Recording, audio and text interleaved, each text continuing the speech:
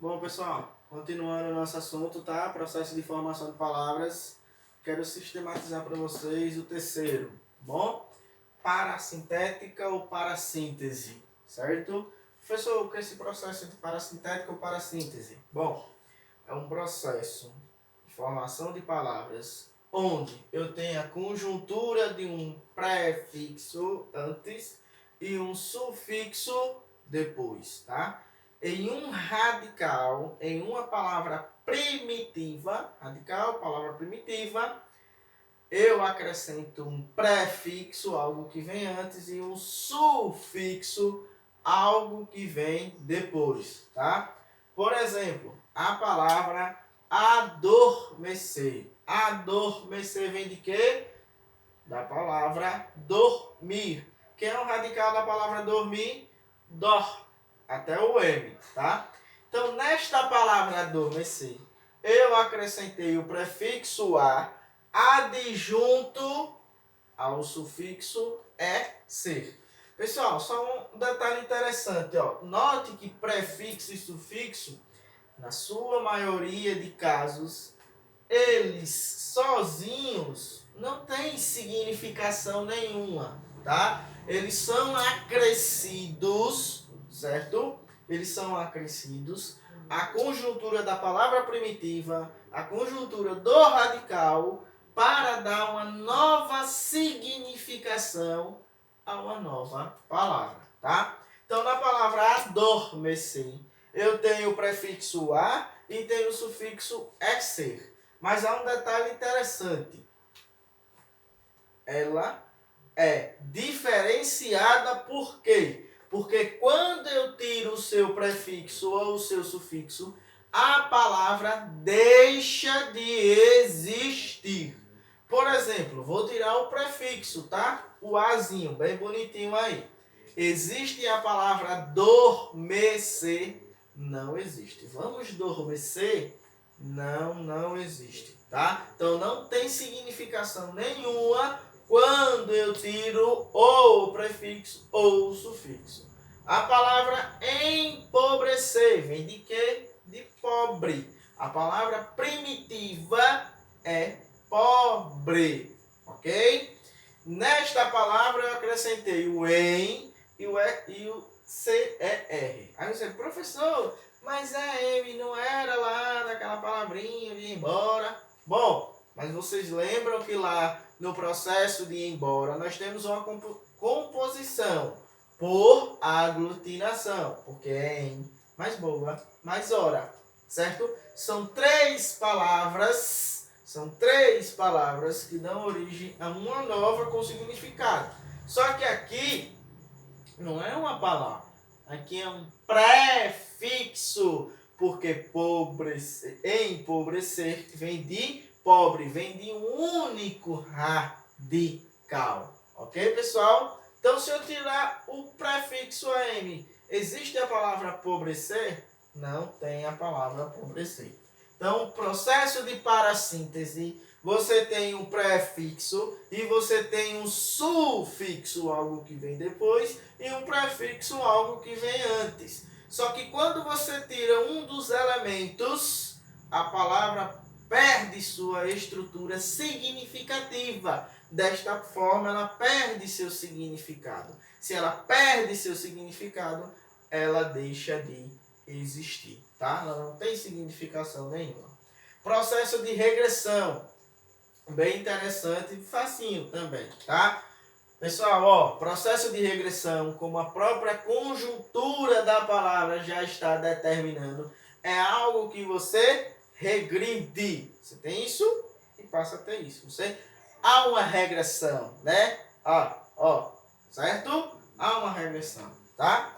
Então, o que acontece? Essa palavrinha aqui é muito vista diariamente, tá? Acredito que todos vocês veem esta palavrinha aqui todos os dias. Professor, que palavra é essa? A palavra pneumático. A palavra pneumático nada mais é do que a palavra pneu.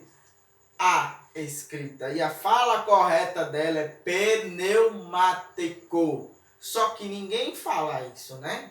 Dificilmente alguém fala isso. Dificilmente alguém chega na oficina e diz: troca aqui meu pneumático, por favor. Certamente o borracheiro vai mandar você ir ao médico porque você está com pneumonia. Mas pneumático não tem nada a ver com pneumonia. Pneumático vem de pneu.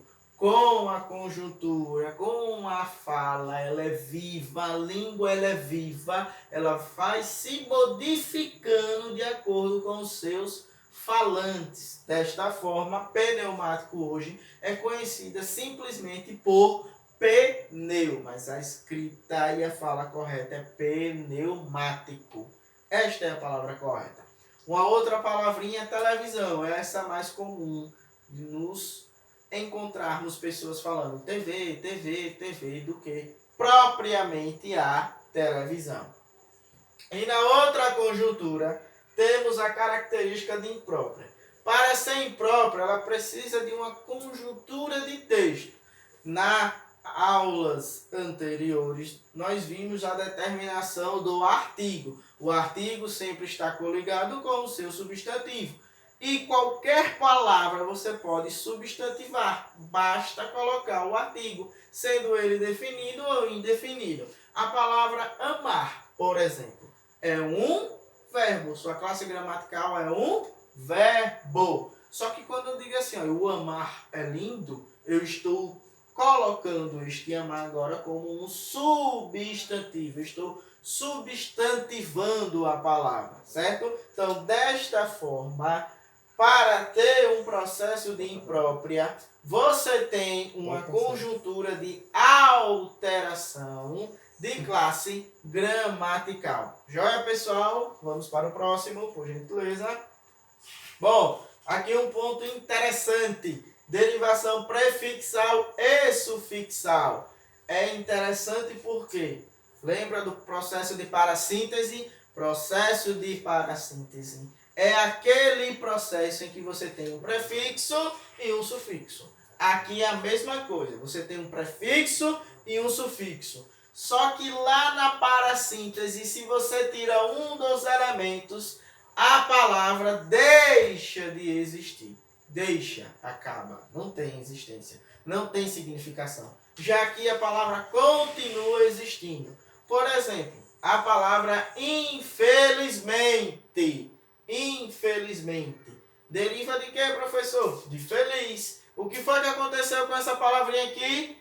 Tem um prefixo e um sufixo.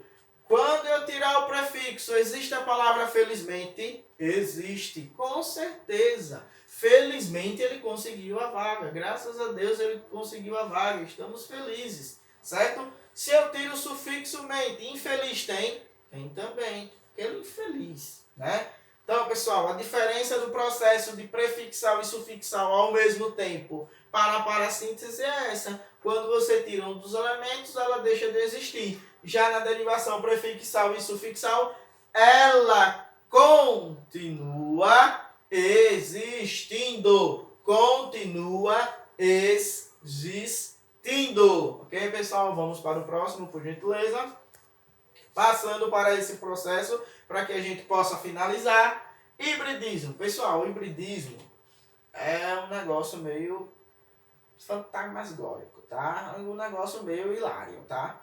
O que é que acontece com esse processo de hibridismo, né? Processo de hibridismo, você tem que saber a determinação da palavra em sua origem primordial. Onde é que ela vem, tá? Por exemplo, muitas palavras que hoje conhecemos no nosso português, com aquela terminação AL, ela vem do árabe, tá? Ela vem do árabe. Então, para saber o processo de hibridismo, eu tenho que saber a essência da palavra. Por exemplo, automóvel vem do grego e do latim.